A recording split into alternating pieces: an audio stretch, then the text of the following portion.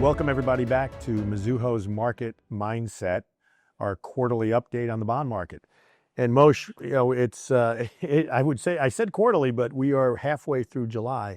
So it's kind of like the midsummer update, but a lot is going on. So we'll give you a quick recap and we'll try to get right into it with some of your thoughts here. So Moshe, year-to-date supply is running ahead of last year, and we're currently on pace to have the second largest year of issuance ever, only next to COVID 2020 year.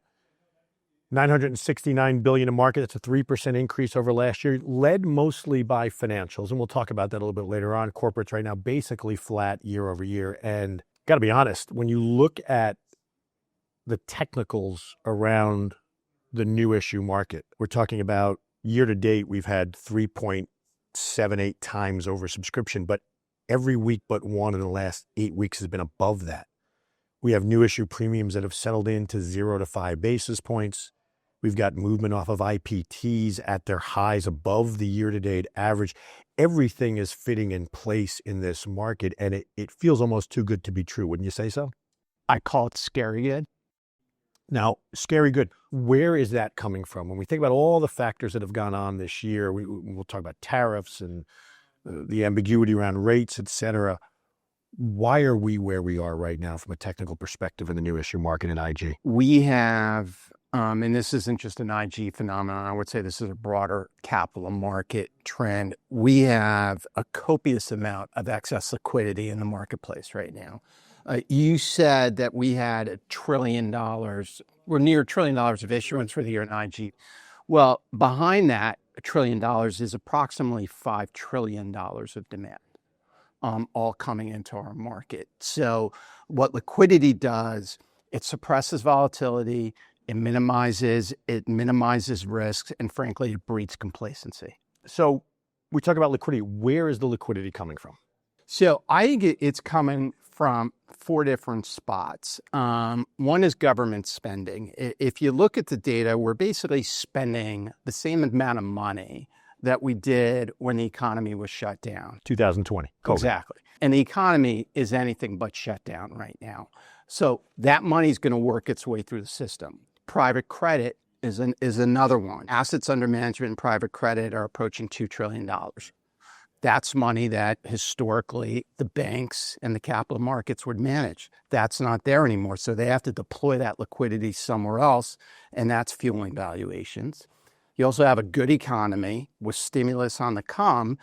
And the other thing, which I think is important, Victor, is the front end of the yield curve. So you have about $7 trillion that have been hanging in money market accounts. You have the president telling you that he's going to bring in someone to the Fed who's going to cut rates fairly substantially. So all of a sudden, my 4+ type of return that I've been getting in money markets is now in jeopardy. So I either got to move that out the curve or throw that into equities. And I think both of those are happening right now. You talk about the rate move. When I look at the supply that's come to market right now, I think about the idea that we're a little bit ahead of last year on financials, but pretty flat on corporates. In fact, I would argue, if you look at the net supply, right, net of maturities, corporates are well behind. The spread funders seem to be taking advantage of the market, right? We have index spreads that they've bounced off. I use the Bloomberg index. They've bounced off 77 twice now, early in the year and just a short while ago. But we're hanging in that very tight window that's 0 to 5 basis points off the year-to-date tights and within spitting distance again of the 1998 since, tight levels. So the spread funders are taking advantage of that. Coupon funders seem to be sitting a little bit more on the sidelines, especially on a net basis, not refunding. What's your thoughts around coupons, yields, et cetera, going forward, right? You just talked about the Fed. Maybe we're going to have somebody who eases. But where do you think yields are going, given we just passed a big bill, right? Big spending bill, and we have not yet seen inflation really permanently come down below 3%, and we have not seen the crack in unemployment at this moment. So I'm in Steve Rashido's camp, our chief economist, and his view has consistently been that the economy is stronger than the market is giving it credit for. And I share that view. Where it's July 17th right now, we're at the start of the earnings season. We've already heard many of the big banks report, and what was a common theme that we heard from all of them? The economy is in good shape. So we're about to add a stimulus package that's very front-loaded. Our economics team did the math. I think it's $900 billion of net stimulus from the OBBB, and 30% of that is coming within the next 12 to 18 months. And any of the cuts that were associated with the bill are happening after the midterms. So we're throwing even more logs on what is apparently a fairly strong economic fire. So that makes me think that rates are too low. But I have to be honest, like, again, we're sitting here on the 17th. We've had a fresh slate of tariff headlines. We had news that Trump was going to fire Powell imminently, and the 10-year still can't break above the 4.5 yield. I have to respect that, but all the fundamentals are pointing me to higher yields.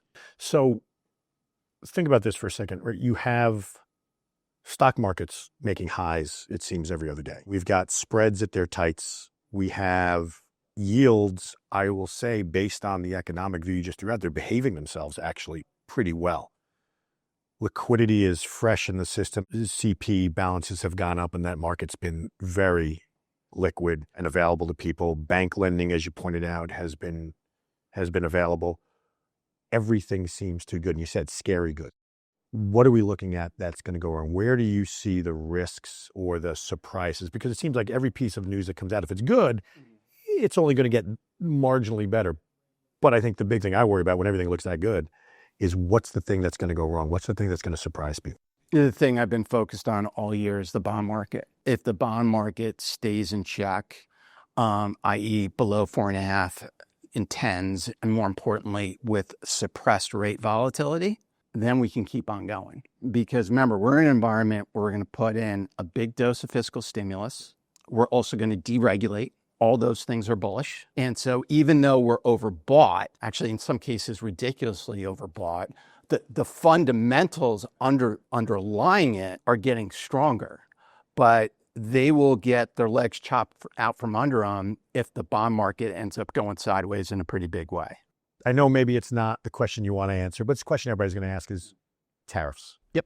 Right. You've talked a little bit about Powell, et cetera, but where is the risk in tariffs? Because from my perspective, when I talk to accounts, it seems like the market wants to believe that the delays, the negotiations all get back to something that's more moderate, like a 10% plus or minus kind of average tariff across the board.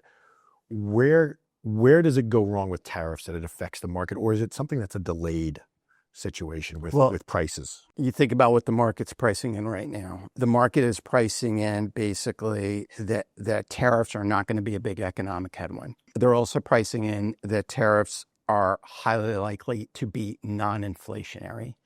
So if any of those two premises get tested and fail to pass that exam, that's a problem. So we got the duration bid in the market still going on. We know that, right? We've got pension money coming back in from equities. We've got insurance money coming into the sector. Spreads at their tights. What are you telling your issuers? When is a date you want to get stuff done by? When do you not want to take the risk? Or are you just pounding the table, now is the time to go? I want to get it done yesterday. When I look at this market, I see one that's the risk factor is rates, not spread. And I just walk through how I don't necessarily think rates are priced correctly. Right. So my view is that liquidity is a tide. Sometimes it's high, sometimes it's low. We're in a high tide right now. When we're back in low tide, then the fundamentals get exposed. So where do you think spreads go if we get a grind higher and rates above 4.5%, or we start going back to 4.75, we start going back higher on the 10-year? If it's a slow march higher, we go tighter. How much tighter? You think we break through that 77? You think we get to test the 25-year tights? I think we do. I think we do. As again, I'm going to say this caveat all the time, as long as the bond market plays ball. All right, Moshe, that's a wrap, I guess. Thank you again for always being here with the insight. And thank you, everybody, for watching here on Mizuho's Market Mindset. Until next time.